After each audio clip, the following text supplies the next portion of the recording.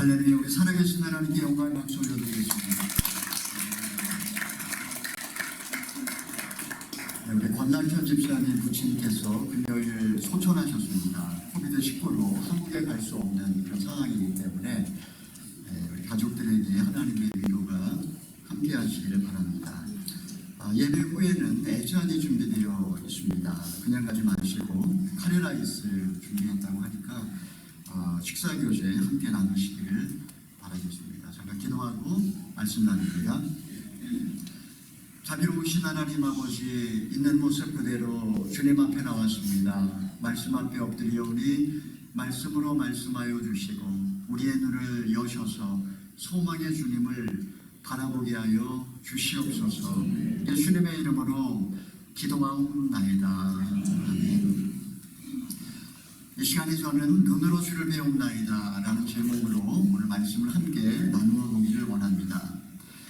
1933년부터 1945년까지 나치 유럽 15개국에서 어린아이 150만 명을 포함해서 600만 명의 유대인이 나치의 생제물로 무참히 학살되었습니다. 당시에 15살이었던 소년 엘리 비젤, 그는 자신의 그 경험담을 자전적인 소설로 훗날 쓰게 되었습니다. 바로 그것이 그 유명한 밤이라고 하는 흑야라고도 번역된 소설입니다. 나치의 만행과 무참한 희생, 아직 살아있는 자가 겪는 공포와 전율, 더 이상 믿을 수 없는 하나님 신앙에 대한 포기, 폭력을 휘두르는 인간의 잔인성과 그 만행에 희생당하는 인간의 허약함을 보여주는 너무나 슬픈 그런 이야기입니다. 소설에서 끊임없이 반복되는 질문이 이것입니다. 하나님은 침묵하시는데 왜 내가 그 하나님을 찬양해야 하는가? 그 책에 보면 이러한 이야기가 나옵니다. 어느 날 수용소에서는 교수형 집행이 있었습니다. 세 사람이 의자 위로 올라섰습니다. 그들의 목에는 똑같은 순간에 올가미가 끼워졌습니다. 자유만세라고 두 명의 어른이 소리를 질렀지만 어린아이는 말이 없었습니다. 하나님은 어디에 있는가? 누군가 내 뒤에서 이런 질문을 던졌습니다. 하나님은 어디에 계시는가? 신호가 떨어지자 의자는 쓰러졌고 정적이 흘렀습니다. 지평선 너머로 해가 지고 있었습니다. 탈모, 소장의 쉰 목소리가 들렸습니다. 우리는 울고 있었습니다. 창모, 분향행군이 시작되었습니다. 어른은 이미 살아있지 않았습니다. 그들의 늘어진 혀는 부어오른 채 푸른 색깔로 변해 있었습니다. 세 번째 줄은 아직 움직이고 있었습니다. 몸이 너무나 가벼웠기 때문에 아이가 아직 살아있었던 것입니다. 아이는 생사의 갈림길에서 30분 넘도록 버둥거렸고 고통 속에 서서히 죽어갔습니다. 내 뒤에서 또 한 사람의 목소리가 들렸습니다. 하나님은 지금 어디에 계시는가? 그때 나는 내 영혼 깊은 곳에서 그에게 대답하는 어떤 음성을 들었습니다. 그분이 어디에 계시느냐고? 그분은 바로 지금 저기 교수대에 매달려 계셔. 교수대 위에서 유대인의 고통에 함께 동참하고 계시는 하나님, 저자는 유대인과 동거하시는 임마누엘의 하나님을 그 순간 보았던 것입니다. 오늘 우리에게 던져진 질문은 이것입니다. 우리가 고통당할 때 하나님은 어디에 계시는가? 우리의 고통을 외면하시고 침묵하시는 하나님을 우리는 여전히 믿어야만 하는가? 라는 것입니다. 수고와 슬픔으로 가득 찬 세상 속에서 부조리와 불합리를 경험하면서 우리는 하나님의 부재를 경험하곤 합니다. 이해할 수 없는 고난을 만날 때 왜 내가 이런 일을 당해야 하는가? 하나님께 원망을 할 수밖에 없습니다. 그 순간에 어떤 말로도 위로되지 않고 어떤 설명으로도 해석되지 않기 때문에 우리는 그 순간 멍하니 침묵할 수밖에 없습니다. 오늘 본문의 욥이 그런 고난의 시간을 지나왔습니다. 그는 순전하고 정직하여 하나님을 경외했으며 악에서 떠난 사람이었습니다. 그는 큰 부자였고 동방의 의인으로서 자녀들과 함께 행복한 나날을 보내고 있었습니다. 어느 날 전 재산을 잃어버렸고 자녀들은 비참하게 죽고 말았습니다. 발바닥부터 정수리까지 악창이난 욥은 기와 조각으로 몸을 긁으며 어미테에서 차라리 죽었으면 좋았을 텐데 라며 자신의 삶을 저주하기에 이르게 됩니다. 그의 몰골이 너무나 비참하기에 그의 아내는 욥에게 차라리 하나님을 욕하고 죽으라고 그렇게 저주하며 나가버렸습니다. 그를 위로하기 위해 찾아온 친구들도 잘 생각해봐라. 죄 없이 망한 자가 있느냐? 하나님이 살아계신데 죄 없이 고난을 당한 자가 있느냐? 네가 당하고 있는 재앙이 심히 큰 것을 볼 때에 내게 숨겨진 죄가 있는 것이 아니냐? 라고 반문을 하였습니다. 여러분, 사람들은 이렇게 고난당한 자들을 그런 눈으로 바라보고 그렇게 해석을 하고 나 자신도 그렇게 느낍니다. 환난과 재앙을 당했다고 해서 다 악인입니까? 만사형통한다고 해서 그가 선하게 산 사람일까요? 세상에는 악한 이들이 형통하고 하나님을 거역하는 자들이 평안을 누리며 떵떵거리며 사는 그런 경우를 우리는 많이 봅니다. 자녀들은 잘 되고 재산은 나날이 불어가며 그리고 인생을 즐기며 노년까지 건강하게 살다가 죽는 그런 사람들 말입니다. 고난을 당하는 자가 나보다도 죄를 지어서 재앙을 만나는 것이 아닙니다. 우리는 항상 불행을 당하게 되면 그것을 언제나 죄와 연관시키는 그런 경향이 있습니다. 내가 하나님 앞에 바르게 살아오지 않았기 때문이라고 자기를 돌아보고 죄책감을 느끼는 것이죠. 당시 예수님 당시에도 그런 일이 있었습니다. 몇몇 갈릴리 사람들이 빌라도에게 죽임을 당했고 그 피가 재물에 섞여져 우상에게 바쳐졌습니다. 또한 실로암 망대가 무너져서 그 밑에서 있었던 유대인 18명이 깔려 죽는 그런 참사가 벌어졌습니다. 예수님께서는 저 사람들이 너희보다 죄를 더 많이 지었기 때문에 저렇게 된 것이 아니라고, 누구든지 회개하지 아니하면 저렇게 될 수 있다라고 말씀을 하셨습니다. 하나님이 무능하시기 때문에 저들을 저 재앙에서 건져내지 못하신 것이 아닙니다. 하나님은 너무나 크신 분이기 때문에 우리는 그분의 뜻을 알지 못할 뿐입니다. 욥의 경우도 그랬습니다. 긴 고난의 시간이 끝나갈 때쯤 이제 욥기 42장에 이르러 욥의 고백을 한번 들어보겠습니다. 우리 1절에서 3절의 말씀을 함께 읽어봅니다. 그러자 욥이 여호와께 대답하며 말했습니다. 나는 주께서 모든 일을 하실 수 있고 계획하신 일은 무엇이든 이루신다는 것을 알았습니다.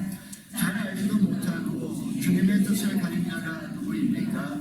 내가 알지도 못하는 일들을 말하고 너무 기이해서 알 수 없는 일들을 내가 내뱉었습니다.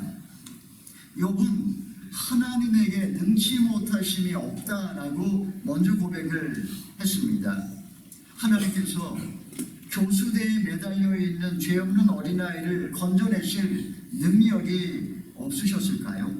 사탄이 하나님을 경외하고 거룩하게 살아가는 그 욥을 만신창이로 만들어 놓을 때에 전능하신 하나님은 무엇을 하셨습니까? 하나님은 침묵하셨습니다.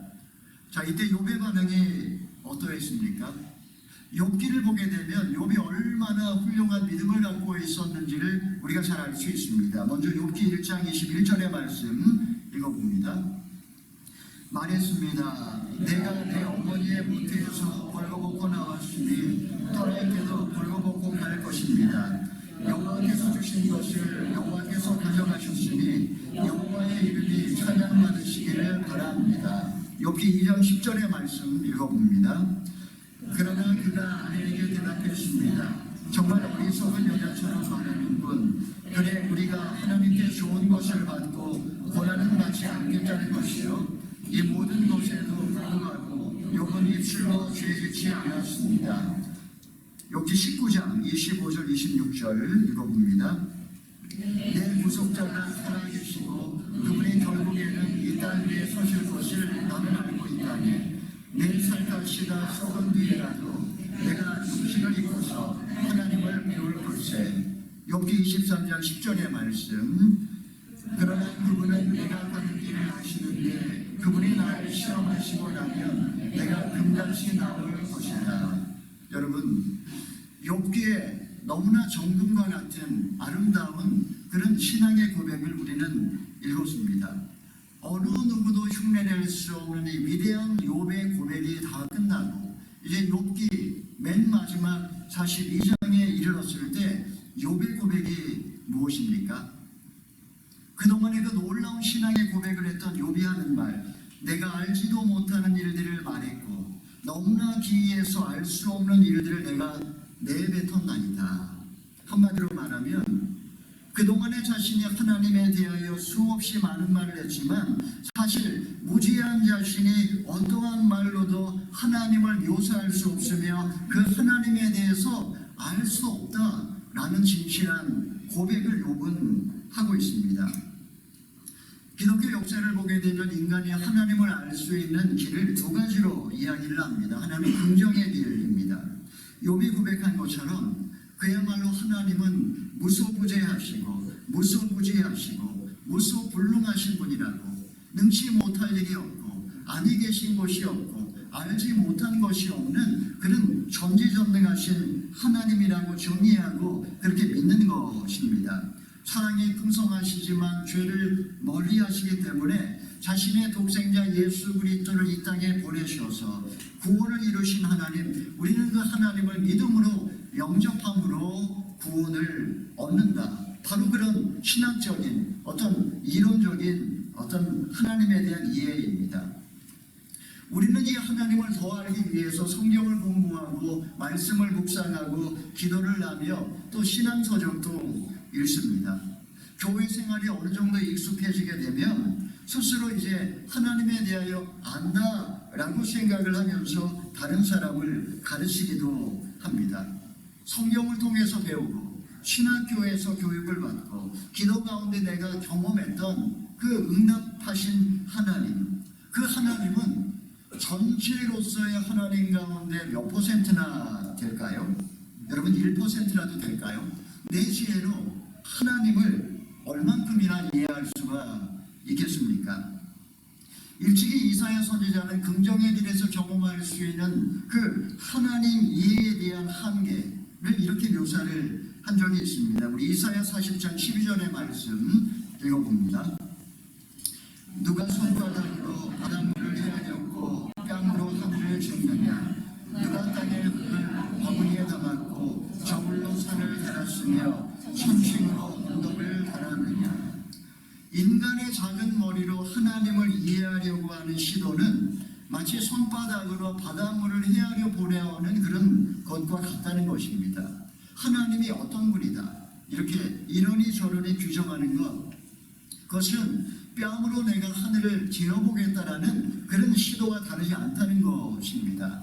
하나님이 있느니 없느니 하나님의 능력이 어쩌니 저쩌니 이렇게 얘기하는 것은 마치 저울로 산을 달아보려고 하는 어리석은 짓이라고 지금 이사야는 이야기하고 있습니다. 여러분, 교만한 인간이 하나님에 대하여 이러니 저러니 말하는 것 자체가 사실은 넌센스입니다. 욥은 자신이 깨달을 수 없는 일을 말했고 자신이 알 수 없고 헤아리기 어려운 일을 짓거렸다고 그렇게 자조하며 고백하고 있습니다. 그는 동방에서 하나님을 경외하며 정말 신실하게 살아가는 정령 많은 사람이었지만 그가 경험한 하나님, 그 하나님은 전체로서의 하나님 가운데 1%도 되지 않았던 것입니다. 인간이 하나님을 알 수 있는 두 번째 길은 부정의 길입니다.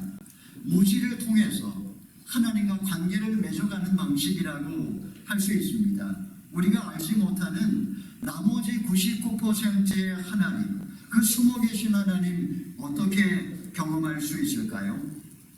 고난과 절망 중에 머리로 이해되지 않고 이성으로 해석되지 않지만 그러나 지금 내 삶의 현장, 내 고난의 자리에 동참하고 계시는 임마누엘의 하나님을 믿고 그분과 동행하는 삶을 살아갈 때 우리는 하나님을 더 깊이 만나게 되는 것입니다. 여러분, 이런 인식은 저절로 일어나지 않습니다. 형통하고 모든 게 잘 될 때 우리는 이 하나님 절대 만나지 못합니다. 이런 인식은 영혼의 어두운 밤을 거친 사람을 통해서만 만나지게 되는 것입니다. 칠흑 같은 어두운 밤을 통과하는 것, 여러분 얼마나 힘들고 고통스러운 시간인지 모릅니다. 너무나 낯설어서 그곳을 지나가면서 우리는 당황하게 되고 어쩔 줄을 몰라 합니다. 세상에서 실패하고 상처받고 정말 어쩔 수 없이 눈물을 뚝뚝 흘리고 있습니다. 하나님은 점점 멀어져만 가고 그리고 삶의 소망은 점점 희미해져만 가게 되는 것입니다. 여러분, 왜 하나님이 우리의 삶에 고통을 주시는 것일까요? 어두운 밤은 사실은 지금 나의 영혼 가장 깊은 곳에 하나님의 새로운 질서를 만들어가는 하나의 전주곡이라고 할 수 있습니다. 밤을 지나가면서 우리를 덮고 있는 교만의 껍질은 깨어지고 나를 위장하고 가렸던 모든 가면은 벗겨집니다. 스스로 그것이 나라고 믿었던 그 가면이 실상은 가짜였다는 사실을 깨닫는 순간 우리는 정체성의 혼란을 경험하면서 잠깐 절망하기도 합니다. 하지만 이 과정을 통해서 거짓된 자아가 소멸되고 진정한 나 자신으로 다시 태어나게 됩니다. 내 모습 그대로, 실패한 그 자리에서 빈손든 그대로 하나님 앞에 엎드릴 때 나를 있는 그대로 받아주시고 나를 어루만져 주시는 하나님의 따뜻한 그 터치를 경험하게 됩니다.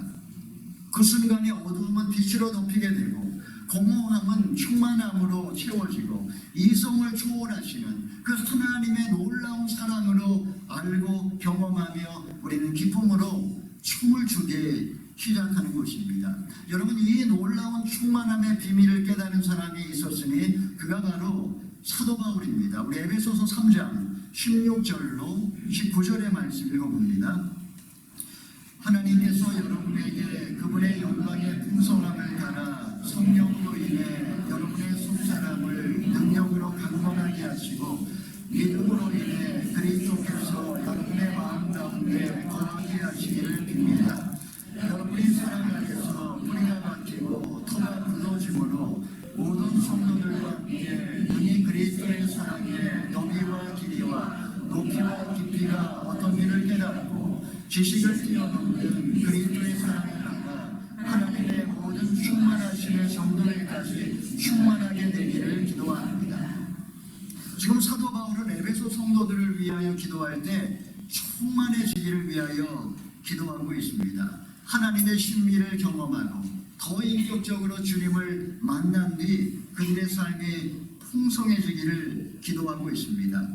욥의 영적인 충만함, 그는 좀 더 비유를 통해서 다시 설명합니다. 우리 4절 5절의 말씀 읽어봅니다. 간구하오니 들어주십시오. 내가 말하겠습니다. 내가 여쭙겠으니 대답해 주십시오. 내가 주에 대해 지금까지 내 귀로만 들었는데 이제 내 눈으로 주를 보게 됐습니다. 전에는 하나님에 대하여 귀로 듣기만 하였지만 이제는 하나님에 대하여 눈으로 보게 되었다. 하나님에 대하여 귀로 듣기만 했다는 것은 하나님에 대한 피상적인 이해를 말하는 것입니다. 물론 그것이 그저 피상적인 이해라고만 할 수는 없습니다. 왜냐하면 그는 빛 가운데 하나님을 경험했고 하나님을 신뢰했고 그분 앞에 신실하게 살았습니다. 여러분, 이것만 해도 얼마나 대단합니까? 하나님은 그의 삶 속에 현존하셨고 말씀하셨고 하나님은 친밀하게 다가오셨습니다. 이렇게 내면을 향하여 더 깊은 곳으로 들어가려고 하는 그런 욥의 노력 덕분에 하나님은 그의 삶을 강건하게 하시고 복을 주시고 형통하게 해주셨습니다. 여러분, 여기까지가 긍정의 길에서 만나는 하나님이라고 할 수 있습니다. 우리가 이 긍정의 길에서 하나님을 만나고 날 때 우리의 삶은 기쁨으로 넘치고, 그리고 모든 것은 형통하고 하나님의 복을 넘치게 받는 것입니다. 이제 욥은 부정의 길을 통과함으로써 완전하신 하나님 경험으로 나아가게 되는 겁니다. 그 과정이 어떠합니까? 욥이 재산과 자녀를 잃어버리고 연약함과 무기력과 절망과 고통과 두려움의 용광로 같은 칠흑 같은 영혼의 밤을 보낸 뒤에야 그는 비로소 내가 전에는 귀로 듣기만 하였었더니 이제는 내가 눈으로 주를 배웠나이다 고백을 하고 있습니다. 하나님은 우리가 볼 때에는 무지의 구름 속에 숨어 계신 하나님처럼 보이지만, 고통 중에 부르짖어도 침묵하는 분처럼 보이지만, 그러나 이 고난의 시간을 통과하게 되면 이성의 거풀이 덮여서 전체로서의 하나님을 볼 수 없었던 그 하나님을 우리는 보게 된다는 것입니다. 여기서 본다라는 것은 우리의 시력을 통해 눈으로 보았다는 것이 아니라 직관을 통해서 그분의 현존을 체험한다, 민감하게 느낀다. 그분의 임재의식 속에 마치 눈앞에 보이는 것처럼 그렇게 살아가는 것을 의미하는 것입니다. 눈으로 보이지 않고 귀에 들리지 않지만 영혼 깊은 곳에 거하시는 하나님에 대하여 민감해지고 늘 그분의 임재 속에 살아가는 삶을 욥은 경험하기 시작했던 것입니다. 여러분, 이때 나의 영혼은 눈에 보이는 세계를 떠나서 보이지 아니하는 세계로 들어가게 됩니다. 믿음으로 살고 사랑으로 양육하고 영적인 세계를 경험합니다. 우리는 그때 아주 단순한 믿음을 갖습니다. 불순물이 1%도 들어와 있지 않은 순전한 믿음을 갖게 되는 겁니다. 순전한 믿음을 갖게 될 때 우리에게 더 이상 말은 필요하지 않습니다. 하나님의 아들 예수 그리스도여 죄인인 나에게 자비를 베풀어 주시옵소서. 이렇게 주님의 은혜와 긍휼만을 구하며 주님 앞에 나아가게 됩니다. 그리고 나중에 되면 아예 이런 인간의 언어가 필요하지 않은 완전히 하나님과 내가 하나가 되는 단계까지 이르게 되는 것입니다. 인생에 모진 풍파를 함께 이겨온 노부부가 말없이 벤치에 앉아 지는 노을을 바라보고 있는 그런 장면을 상상해 보십시오. 두 사람 사이에는 말이 없지만 수많은 대화를 나누고 있는 것과 마찬가지입니다. 고통을 지난 사람은 영원한 침묵 속에서 대화하는 법을 터득하게 됩니다. 침묵은 그냥 그저 말없음이 아니라 하나님에 대한 인간의 진지한 반응이며 진지한 신앙적 태도입니다. 이때 우리는 시간 속에서 말세적인 임재를 경험하면서 경외심을 가지고 날마다 호흡보다 더 가까이 계신 하나님과 동행하는 삶을 살아가게 되는 것입니다. 부정의 길을 걷는 사람은 세상에 살고 있지만 심정적으로는 세상 밖에 사는 사람입니다. 영혼을 시간 속에 가두려고 하는 이 세상에 대하여 답답함을 느끼고 세상적인 가치와 한계를 뛰어넘어 살아갑니다. 그는 단순하고 친절하고 자유롭지만 자기만의 동굴 속에서 날마다 하나님을 만나는 사람입니다. 예수님이 그렇게 사셨고 그리고 기독교의 수많은 위인들이 그러한 삶을 살았습니다. 여러분, 우리는 때로 겨울에 차가운 바람이 불어오는 세상을 여행하기도 합니다. 아무도 없는 그런 황량한 벌판에 홀로 서 있는 나무처럼 하나님의 부재를 경험할 때 어떻게 하시겠습니까? 우리는 인생의 여정 속에 기쁨과 황홀을 경험할 뿐만 아니라 때로는 예상치 못한 그런 실패와 고통 속에 호흡보다도 가까이 계신 그 하나님을 느낄 때가 있습니다. 오늘은 어두운 세상에 빛으로 오신 예수 그리스도를 기다리는 대림절 첫 번째 주일입니다. 예수님께서 어두운 세상에 한 줄기 빛으로 찾아오셨습니다. 밤이 깊으면 그만큼 새벽도 가까운 것입니다. 2020년 끝자락을 향해 가고 있지만, 세상은 끝을 향해 가고 있지만, 사실 우리는 새로운 출발선 상에서 새로운 역사를 기다리고 있습니다.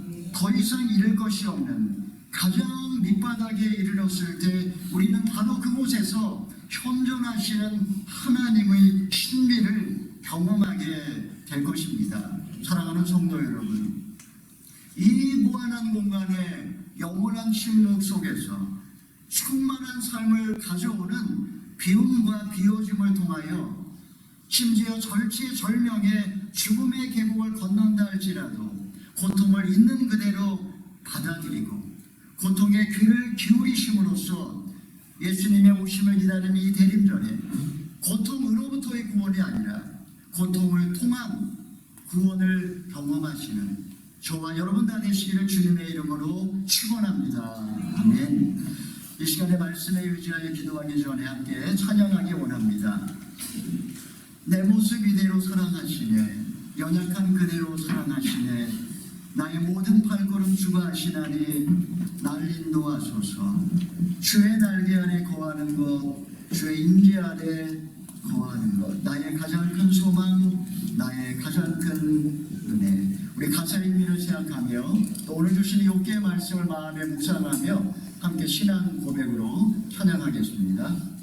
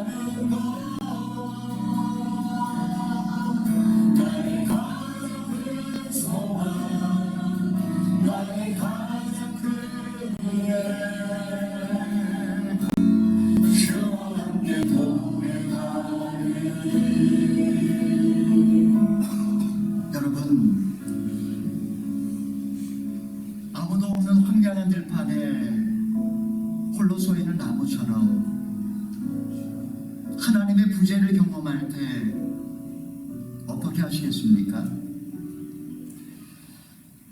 우리의 삶이 항상 형통하고 모든 것이 잘 된다면 무슨 문제겠습니까? 우리는 때로 겨울에 차가운 바람에 불어오는 그런 세상을 여행하기도 합니다. 예상치 못한 실패와 고통을 만날 때도 있습니다. 비움과 비워짐을 통해서 모든 것을 잃어버린 것처럼 보일 때 사실 바로 그때가 더 큰 충만함을 주시기 위한 하나님의 은총의 때임을 믿으시기를 바랍니다. 이 시간에 기도할 때 하나님 아버지, 죄인인 나에게 자비를 베풀어 주시옵소서. 어두운 세상 속에 빛으로 오신 이 대림의 계절에 흔하기로 낮고라진 이 땅에 오신 예수 그리스도를 만나게 하여 주시옵소서. 우리 나 자신을 위하여 하나님께 간절하게 주여 한번 외치고 기도하겠습니다. 주여, 자비로우신 하나님 아버지, 이 시간에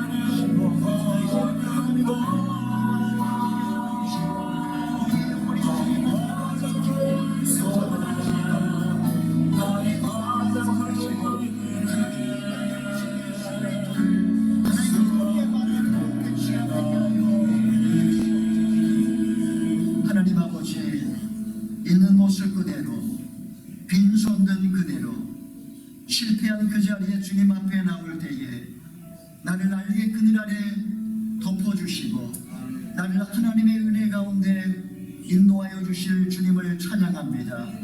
이 무한한 공간의 영원한 침묵 속에서 충만함을 가져오는 비움과 비워짐을 통해 오히려 하나님을 더 깊이 만나게 하여 주시옵소서.